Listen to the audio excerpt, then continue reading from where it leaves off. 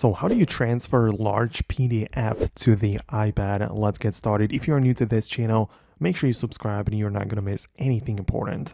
Now, obviously, you might try the sending over email method where you attach it, but if the PDF is too large, it may not be ideal. So there are more ways how you can do this.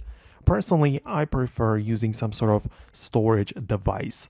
For example, there is the SD card, external SSD drive, or even USB stick, which you can connect to multiple different devices. For example, the SD card, which I have right here, especially with using this adapter which has USB-C port, can be connected to multiple devices. Like I can snap it to my phone, to my computer, to my iPad, and I can quickly move and copy the PDF files, even large ones, in between the devices.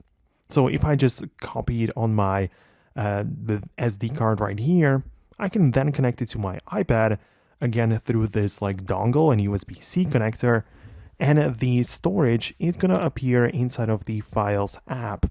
So I will be able to find it directly in here. In the location section, the title of the SD card is going to appear right here.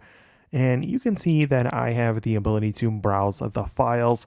I can copy and paste it to some other place or save it to my local storage. Whatever I decide to do with it is up to me, but you can see that now I can transfer it this way. So I find this to be the best option. Of course, you can also use the Google Drive method or other cloud storage where you upload it there and then download it on another device.